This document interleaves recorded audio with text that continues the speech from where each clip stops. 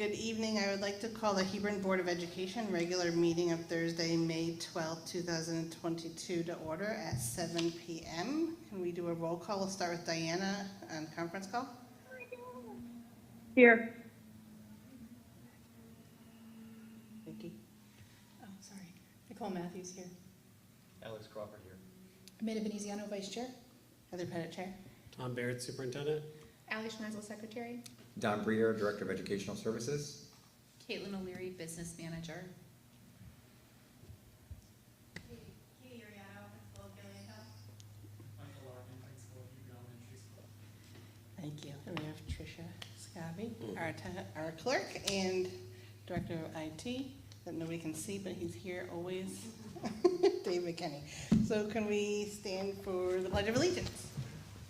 I pledge allegiance to the flag of the United States of America and to the republic for which it stands, one nation, under God, indivisible, with liberty and justice for all. Thank you.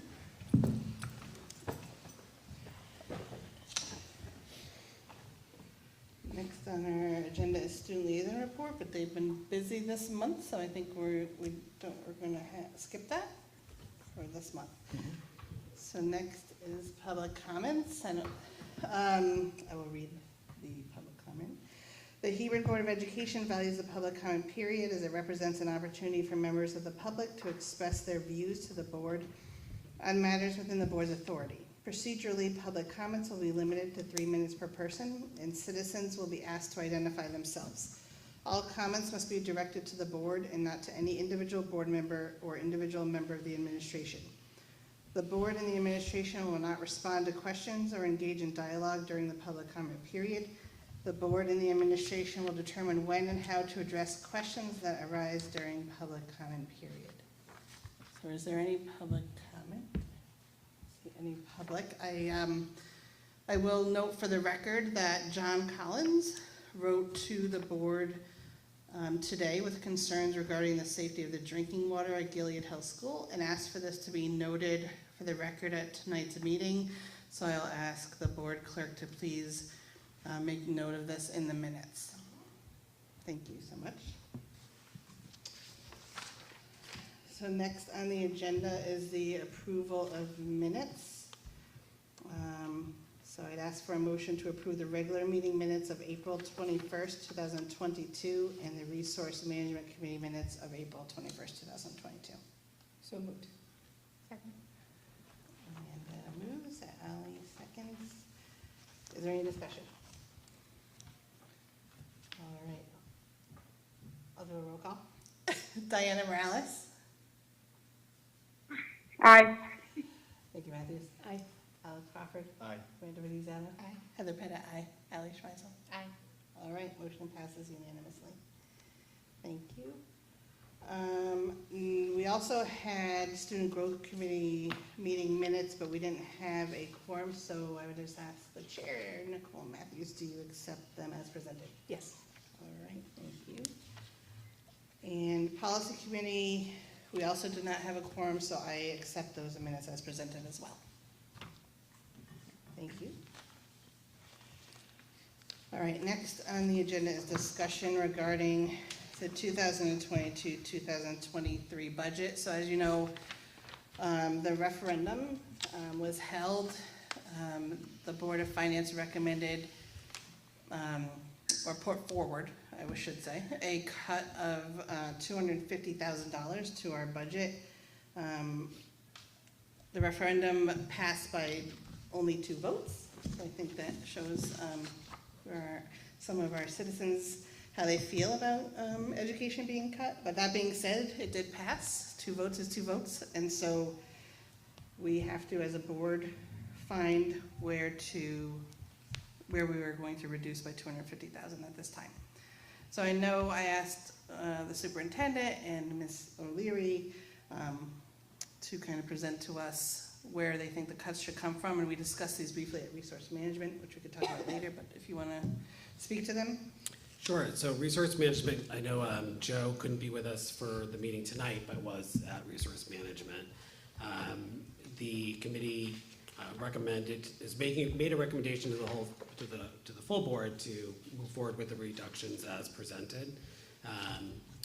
Structurally, you'll see there's a reduction of a kindergarten section. Currently, enrollment for kindergarten is at 80 students. Enrollment really sort of dropped off about 6 weeks ago, so we've seen a real slowdown in enrollment in kindergarten. Where we stood this time last year is pretty much where we entered September. So where we are right now is at 80 students is probably close to where we would begin September, although you never quite know with kindergarten.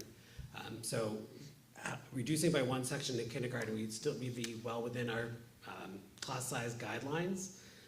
If we got up to, I think it's 90 students is when we would trigger an additional section.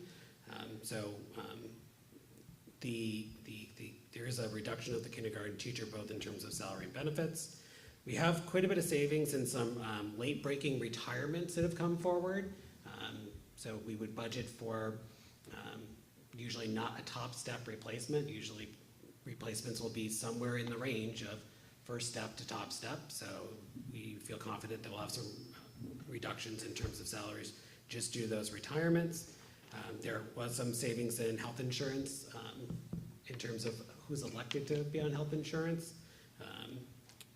We are also, as part of the budget reductions, going to cut from the budget some costs for paraprofessionals and move them into the IDE grant and make an equal swap to move the BCBA contract into the general fund from that same grant.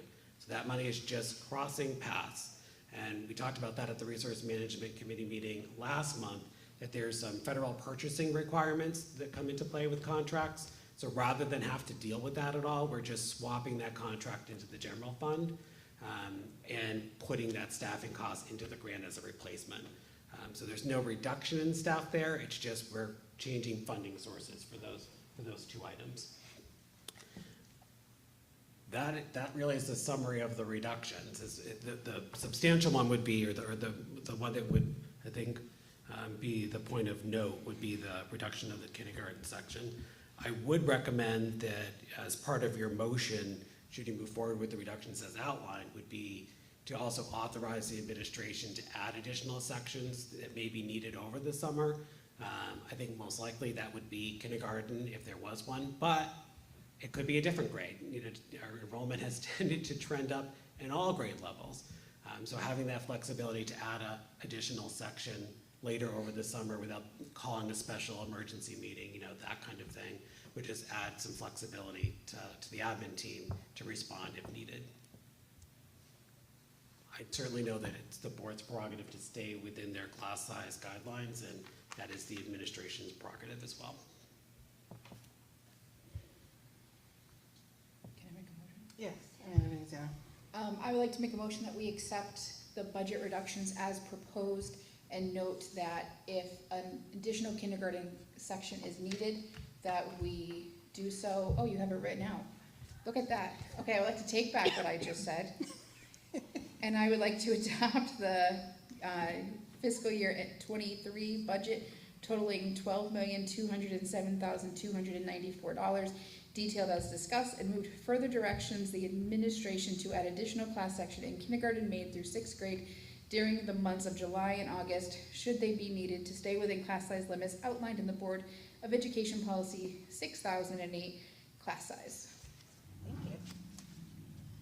I'll second. All right, is there any discussion? Yes, I'm sorry. I just want to make sure I understand the mechanics of the paraprofessional and the BCBA piece, if you don't mind. Yep. So we budgeted for the BCBA contract to be funded out of the IDA grant. And we budgeted for the paraprofessionals out of the general fund. So what we have, since doing that, realized that with some of the federal purchasing requirements, could add an additional layer of complication in terms of the contract. So we are looking to move the contract to be funded out of the general fund and are just taking that same amount of money and funding paraprofessional costs out of IDEA. So we're essentially just swapping the funding sources for those two items, but no reduction in either. We did submit IDEA earlier this week. with the paraprofessionals built into the grant. Doing this change now, I mean, we could have just left as is and then done a line item transfer in September. But what we wanted to do is do this change now, so that way it would take out any noise in next year's budget work of like, oh, we changed the funding source for this or that. Like by doing it now, it takes that noise out of next year's budget discussion. Okay, that's helpful, thank you. Yep. Can I ask a question, Madam Chair? Yes. So since enrollment has been such a huge conversation between our board and the Board of Finance has asked multiple questions multiple times about enrollment. So I'm wondering if we can add an addendum to this motion, that if we did go up in class size for kindergarten, because the town has said they'd always support us if a need arose, that we would go to the town and ask for the amount needed to fund that classroom for kindergarten. So say we get 20 extra kids between now and August, that just can't come out of our budget. We don't have the funds for that. That we go to the town and ask for that money, because they have said if the need arose. So if we get 20 other kids, or whatever it would be, does that make sense? Yes, so you want to just make an addendum that we go to the town, ask for a supplemental appropriation if needed. If needed, Yep. for an additional class.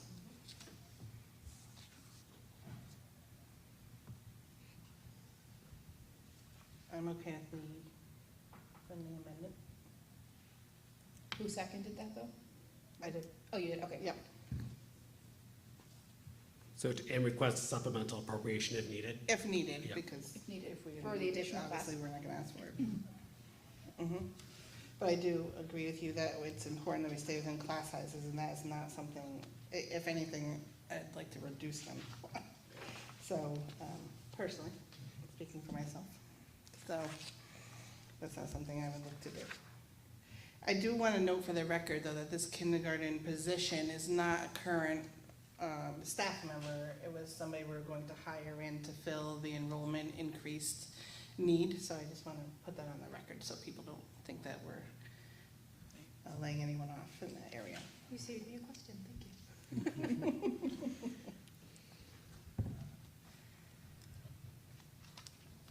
All right, is there any more discussion? All right, so I'll ask for a roll call. Diana Morales. Aye. Vicki Matthews. Aye. Alex Crawford. Aye. Irene Lozano. Aye. Heather Pettit, aye. Ally Schweigel. Aye. Thank you. The motion passes unanimously.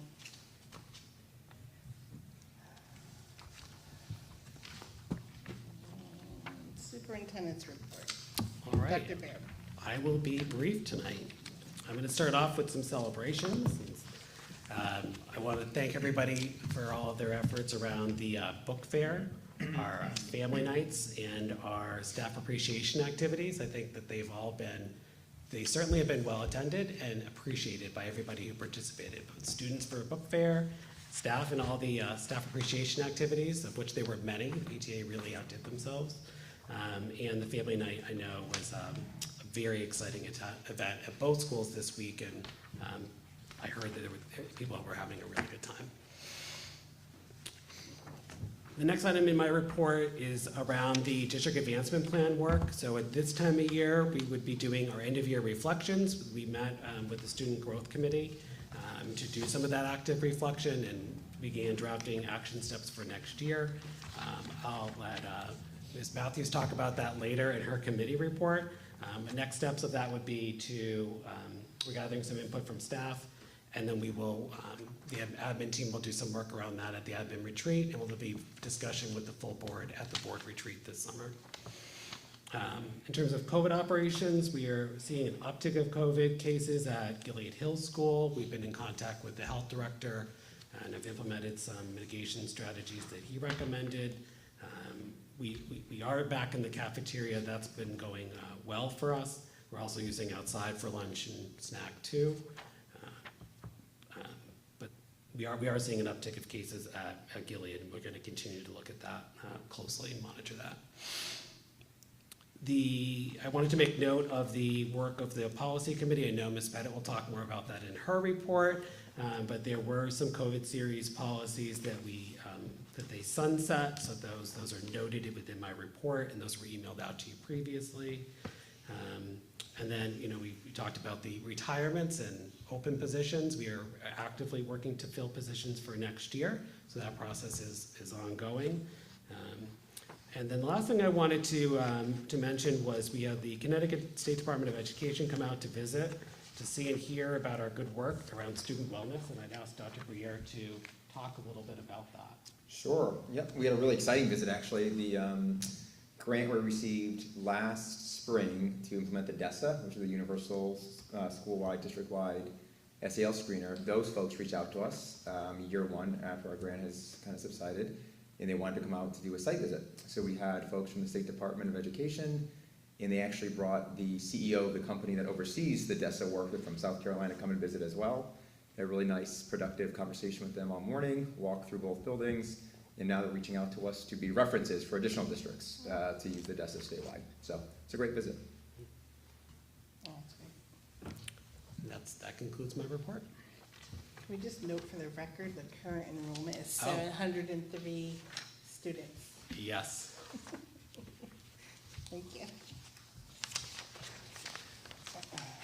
Written enrollment report is included each month. Yes, I saw it went up, so. As it has been trending, which is great. Ms. O'Leary, the business manager's report. Okay, so you have my narrative report here. I'm just gonna highlight a couple items. In addition to sort of what I bulleted here, Dave and Bill have been busy preparing for SBAC testing this past month, so that's taken, that's taken up the majority of their time throughout April. Facilities department continues to work on transitioning our classrooms back from individual desks to cooperative learning formats with tables back in there, and continues to work to clear out some storage space there. You might have noticed that that we had sent out a updated transportation sign-up form for families. So any families that aren't having their child picked up from home or dropped off at home, so they're going to a daycare or something, should be filling out that form. That went out earlier this week. So we're starting to get some feedback on those. As far as your student activity accounts are included, I just put all the movement within my report, so happy to answer any questions there.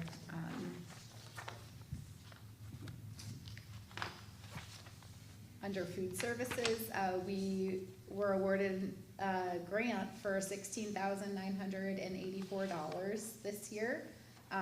It was a USDA grant around supply chain assistance, so anybody who had any sort of impact because of the supply chain, which was everybody, was eligible for that. So the focus of that funding is between now and September of 2023. The funds have to be used for the purchase of domestic goods. So so we just have a little additional accounting to do for that, but that was good news for our food service department. And then if you look under the grant section, my first bullet there, Dr. Baird already discussed under some of the the budget revisions, where we're doing that swap for the BCBA and the paraprofessionals. We also have one other shift that we're making from some original planned expenses with our Title V grant. So we had originally planned to have a 0.6 interventionist through Title V funds, and we have made a shift for the same FTE, so another 0.6, but a school psychologist instead. So we have confirmation that we're able to make that change and are moving forward in that way. The final section here is the fiscal section of my report, and just want to highlight a couple pieces here. So we have some contracts that we plan to enter into for the upcoming year that exceed the $30,000 threshold. So when that happens, there's some opportunities to waive the competitive bid process. So I just wanted to highlight them here so that you're aware. So our BCBA contract for $84,000 does fall under a regional or cooperative purchasing arrangement with EastCon. So, so we've waived that bid process for the BCBA grant.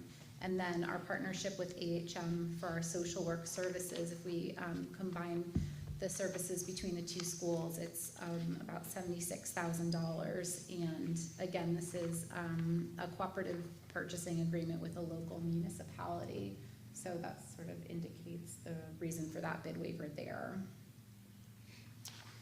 I don't have any updates on our audit, but do have a meeting with Elaine Griffin scheduled for next week to meet and go over some of the feedback from last year's fiscal audit, so I can share some information at that time. And then my last bullet here is around the general fund financial report. So our uncommitted balance at this time is $142,000. And you have a transfer request enclosed. We went over that at the Resource Management Committee. So I don't know if there's any members of that committee that care to share any additional information under that. But then, I ask that there's, a possible action item there to approve those transfer requests.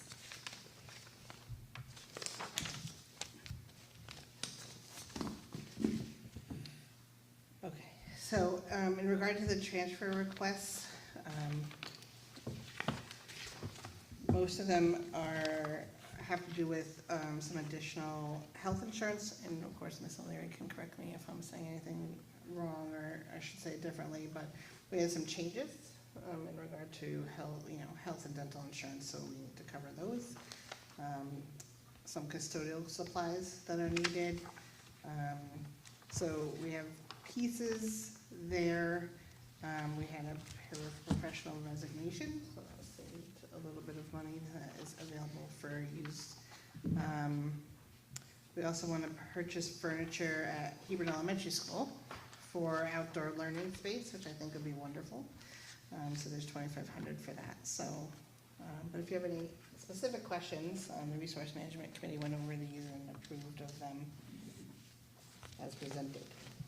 I'll just expand on that last point a little bit. Yeah, sure. We talked about this at the Resource Management meeting. So board members will remember that we've talked about installing a pavilion at Hebron Elementary School and perhaps here at Gilead at some point. The town responded to that request indicating that it was under the capital threshold for the town, which is true. But I think the spirit of that request was that it would be of use to the town and we would use it during school hours. So I think we can continue to sort of clarify that with the town. But I thought Mr. Larkin had some really great ideas about how to utilize space in the courtyard. When we utilize the space in the courtyard, we can be a little bit more creative. We don't have to worry about things being vandalized because it's in an enclosed space, and it would be a substantially reduced cost to what a pavilion would be. So this would be sort of see as like a step one, but I think it would come in probably at about 25% of the cost of what a pavilion would be. Thank you. Any other questions? All right, so can I have a motion to approve the line item transfers as presented? So moved. Amanda? Second. Alicia will second. Any discussion? All right, Diana Morales? Aye. Nikki Matthews? Aye. Alex Crawford? Aye. Aye. Susanna? Heather Pettit, aye. Ally Schmeisel? Aye. All right, thank you. Motion passes unanimously. Is that it, Ms. O'Leary? I don't want to rush you. Yes. Okay. All right, next is the chair's report. I think I mentioned earlier, obviously the referendum happened and it passed by 2 votes, so we worked on that. And I do want to thank all the families and community members that came out to vote. It's very important, so thank you for taking the time to do that. I just want to say thank you to all the faculty and staff. You know, we had Teacher Appreciation Week previously, and also to the board members that came out and supported our breakfast. But I know we all are thankful for our faculty and staff. And that's all I have right now for chair report. I do have something on pre-K, but we have that on the agenda, so I'll speak to that in a little while. So committee updates, okay. So policy committee, we do have some, if you look in your packet, and we tried to redline them, just so you can see the changes. So, I don't think I have the digital one. Oh, Okay. here you go. The You first can one is speak- new, I'll so let you speak there's to no it. red line because the entire thing is new. Yes, so this has to do, thank you. I was like, where? This one has to do with video and digital tools in the classroom. So we currently don't have a policy, so this would be a brand new policy in regard to any videos. This is a first read, so we're not voting on them tonight, but just so take your time to read through. But it's really just some specific like guidelines in regard to like what videos can be shown. They should be approved by the principal. We have a form that's filled out, and you'll see the form in the back. So that's one of the first reads there, but I think it's something that's good to have a policy on. So especially when we're looking, people are using YouTube or something like that, and it's very, we want to make sure we don't accidentally show anything we shouldn't. Not that any of our teachers would, but on some of these sites, they show whatever. The second one is the official duties of the chairperson, so that's bylaw 9013. So all we did here was add number 7. It was to make it consistent, since usually any formal communication that comes out from the board goes to the chair.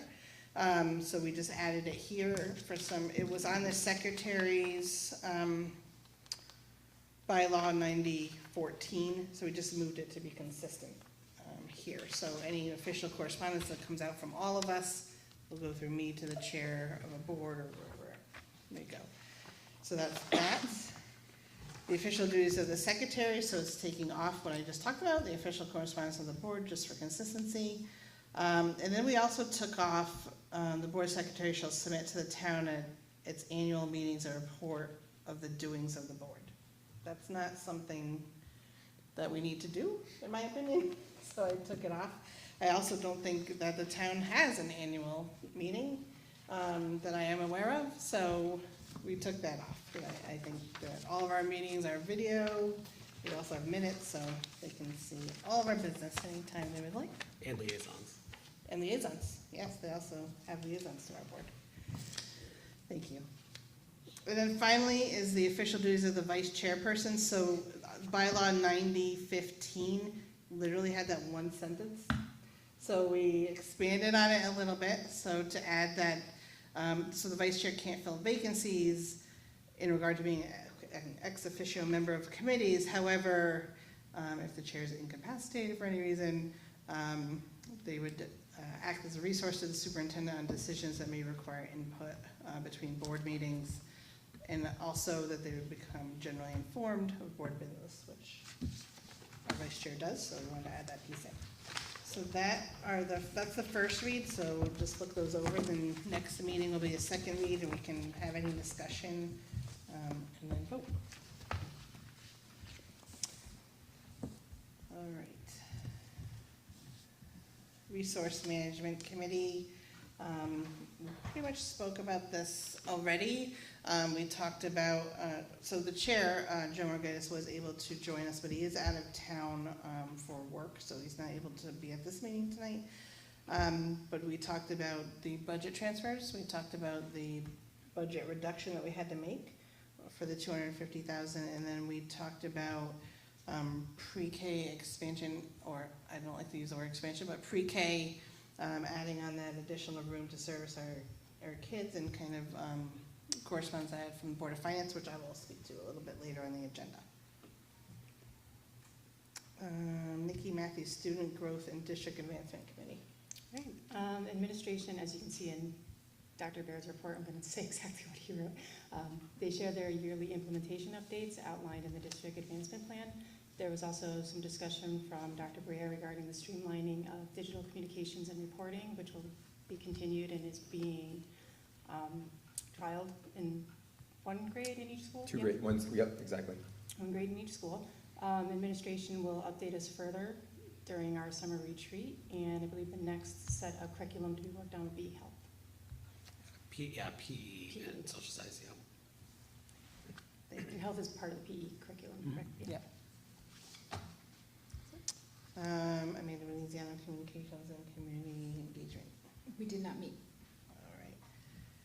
Negotiations Committee, still going strong. We can't obviously speak to the business at the board meeting, but we did meet with the teachers union, or HEA, for their initial like organizational meeting.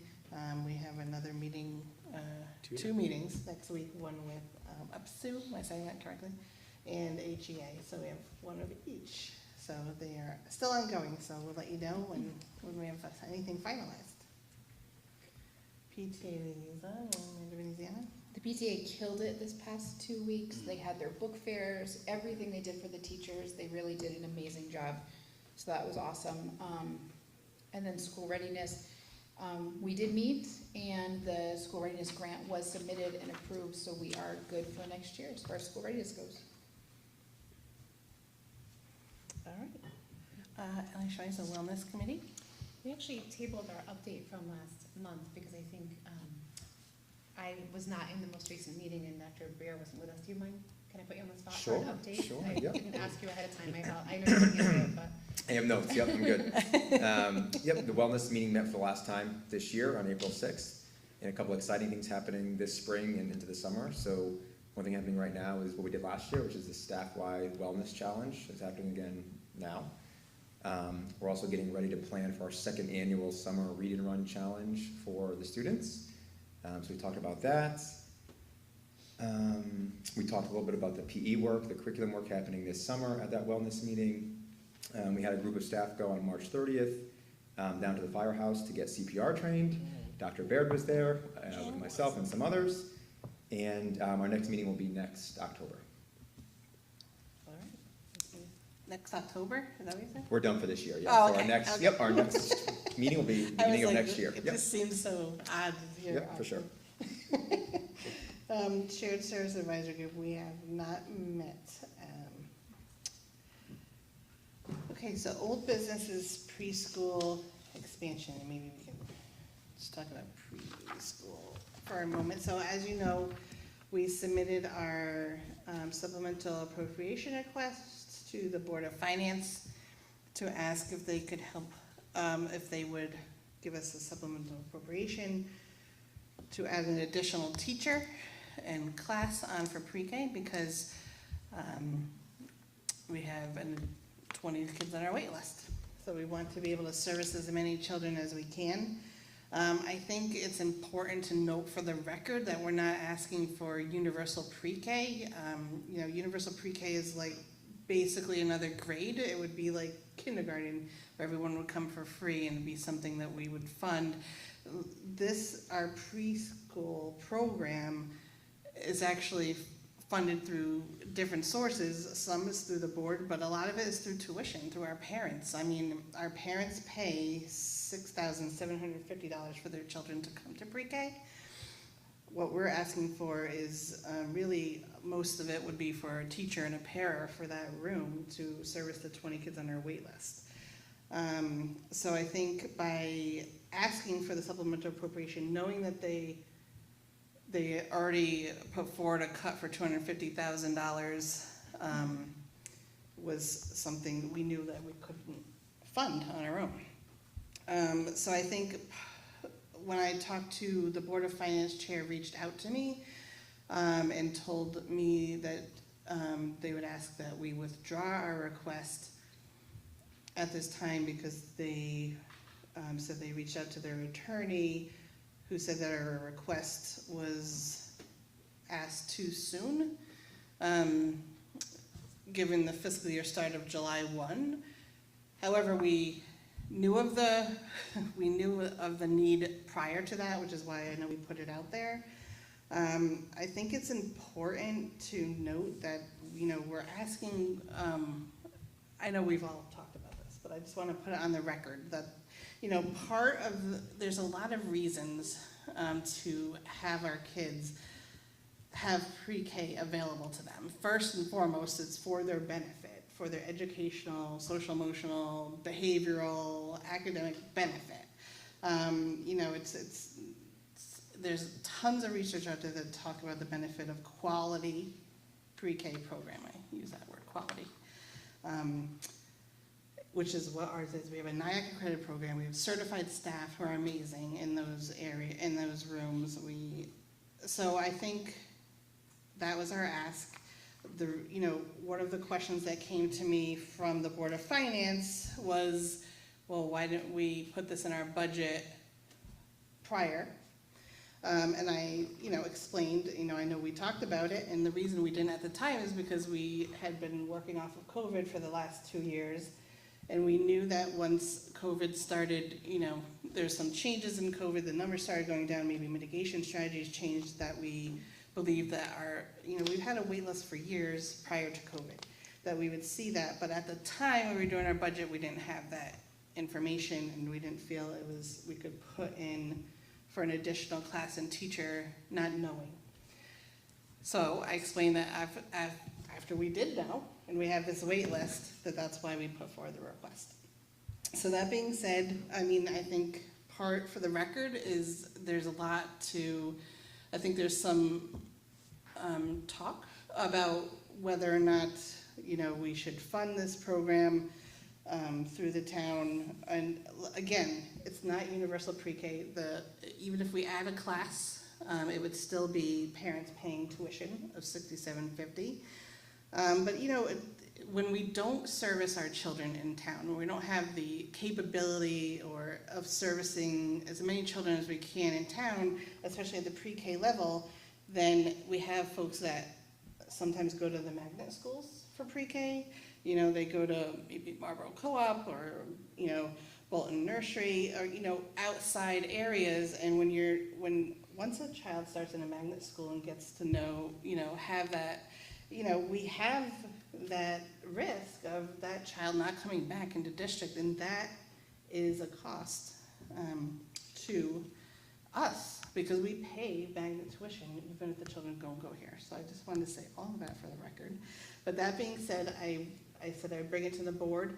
So we talked about in resource management. Those are some of the things that we discussed. So I said I'd bring them out here tonight, and so that's why I said all of what I did. And Alex, please, and Diana, if I miss anything, please feel free to add in. But what I will say is that they are asking us, or I have been asked to withdraw the ask. It wasn't the feel of the Resource Management Committee to do that, knowing that we have the need. If we don't withdraw the ask, they will have to have a meeting within, I think at this point it'd be within a week, to vote on it. We could always ask after July 1 again if it doesn't go through. So I'm putting it out there to the board to see if we want to. Heather, I have a comment. Yep, Diana. Morales. Can you guys hear me okay? Yep. I just wanted to state for the record that we would have no way of knowing who would be registering their children for this program back in January when we submitted, when we had everything lined up for the budget, because the families had until their deadline was end of March for them to submit their application for their pre-K program. So that's a factual, statement. So everybody needs to be aware of that timeline, because there would be no way of us knowing in January how many people were going to sign up for the pre-K in order for us to even put it in the budget line. Yes, I agree. Thank you, Matthews. Regarding their lawyer's comments on the submission, have we discussed it with our lawyer to find out if she's in agreement? I have not. I have not.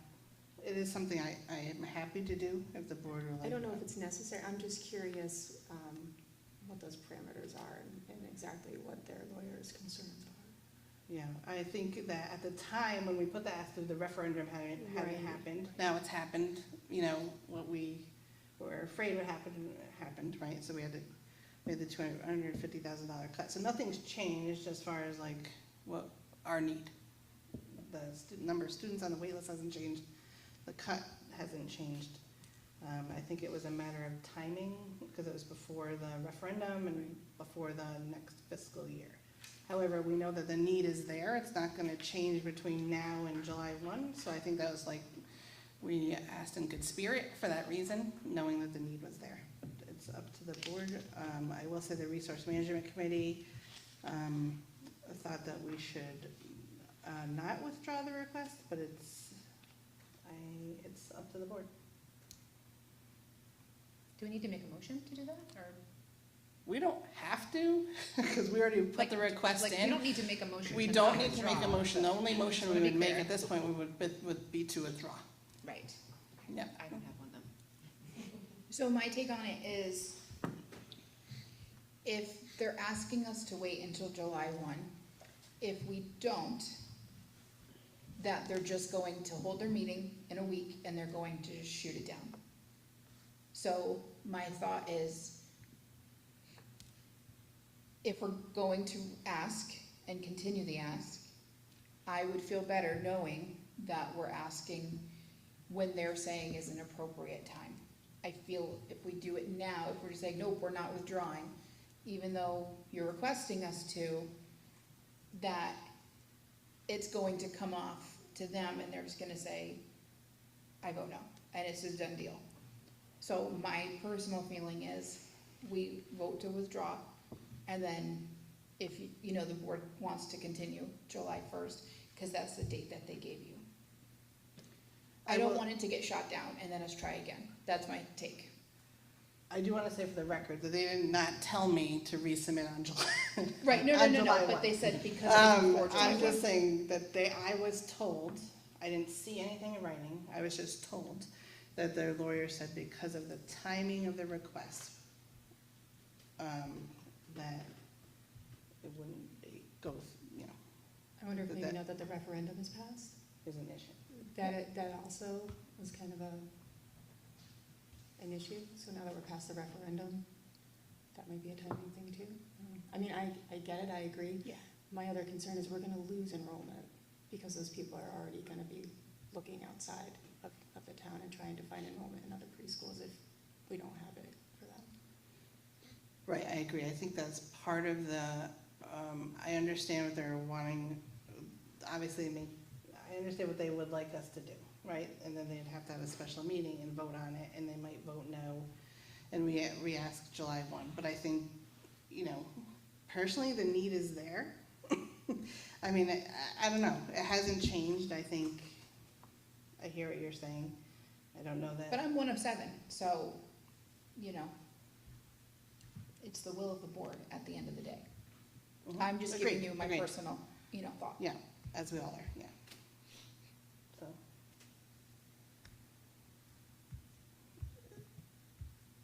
I'm not gonna make a motion. I just want to share, I'm not sure that it really needs to be this complicated. I feel like we review the data, clearly there's a need. We're trying to address what is clearly a gap in our town. I'm not sure why waiting, 30-something days. I just feel like it doesn't need to be this complicated. I think that, we put forth what we needed to put forth, and we talked about it, and I think we're just being responsible and doing our jobs. So I have no interest in, me personally, in pulling it back. Okay. And I agree. I think, in the end all, personally, I'm not speaking for the board, I'm on the board for the benefit or for kids, and that's it. We're here for kids, and that's the best thing for kids. So I will ask then, I'll ask again if the board so chooses. I'm happy to ask a million times because it's the right thing to do. We have kids that want to come here, families that want to come here that can't. and it's unfortunate, because we have an awesome program. And I know that the word expansion has been used, but really, it's adding a teacher, adding a para, and a class. It's not like we're not asking for a new program, we're just asking to service all the kids in Hebron, and that's what we're asking to do. So, No, don't apologize, don't apologize. but no. I have to say that. Yeah, so one other comment, I would bring that when they say they're having their meeting. I think if you're putting this forward, you should attend and say that, because I think the word expansion is used, and it looks as if we're adding an addition to the building. The word expansion does come, with thoughts behind it, but you're not, you're just, like you said, servicing the children that are there. So I would go and explain that, like exactly what you just said, go watch yourself and then write it down and say it. Because what you said was perfect, so if, Yes. I haven't said it off the record, but on the record would be good too. All right, so moving on then. Okay. All right, so new business. Is there any new business that anyone wants to add? Okay. Board member comments? Oh, I have one. Oh, Ally Schwartz. I just want to say thank you for a family night last night. It was so much fun. I brought a good amount of my family members with me, under the age of 8. And it was just so much fun. And I know that I can only imagine how much work it takes to put it all together, and then we get to just come and enjoy it all. I just was so appreciative, and it just filled my bucket. And I know all the other parents too. It was just awesome to be able to go through the building and participate. And watching your kid hug their teacher is like the best thing on the planet. So I just want to say thank you for that. And I will say, I like the school climate, like how you put it out there with the scan, because I did it right on my phone. Oh, that's right, yeah, good Right? idea, right? Right? It had just a scan, or you had, yeah, it was wonderful. I hope you had good We're feedback. hoping better response rate, over 110 as of today, so. Oh, that's wonderful. Wow. You just made Dr. Beer's day there. I have to say, it was easy. Credit to the deans, it was the dean's idea. All right, well, Great. that's, good job, Dean. It was like, it was so easy, and there's a lot of people doing it, like, oh, you know? Good, good, good. So, and then even if you scanned it, I could do it in my car after, like it's already on there. I just throw it out there. All right, any other board comments? I really liked it. All right, so the last thing on our agenda is, I would like to propose for executive session. So I'd like to ask for an executive session for discussion regarding the superintendent's employment contract, and perhaps for certain portions invite Dr. Baird into the executive session. so moved. All right, can I have a second? Second. All right, I'll show you seconds. Any discussion? All right, Diana Morales? Aye. Nikki Matthews? Aye. Alex Crawford? Aye. Wayne Vanzano? Aye. Heather Pettit, aye. Ali Schneisel? Aye. All right, so we are now in executive session at 7:48 PM.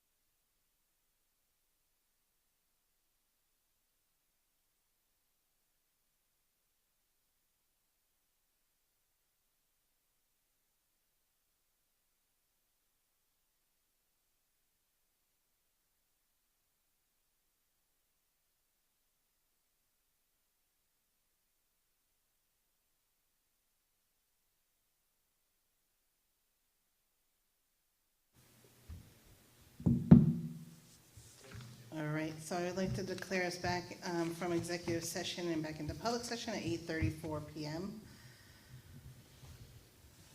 And I would ask to make a motion that the board extends the employment contract of Dr. Tom Baird as superintendent of schools through and including June 30th, 2025. And moved further that the board chairperson be authorized to finalize and execute the employment contract with Dr. Baird for the period of July 1, 2022 through June 30, 2025. So moved. All right, Amanda moves. Is there a second? Second. Ally seconds. Any discussion? All right. Diana Morales, roll call. Aye. Nikki Matthews? Aye. Alice Crawford? Aye. Dwayne Louise, aye. Heather Pettit, aye. Ally Schweitzel? Aye. All right, motion passes unanimously. What time did you guys come out of executive session? 8:34 PM. Thank you. Just gotta get that for Tricia. And with that, I am adjourning the meeting at 8:35 PM. Thank you very much. Not for nothing, that's amazing with an executive.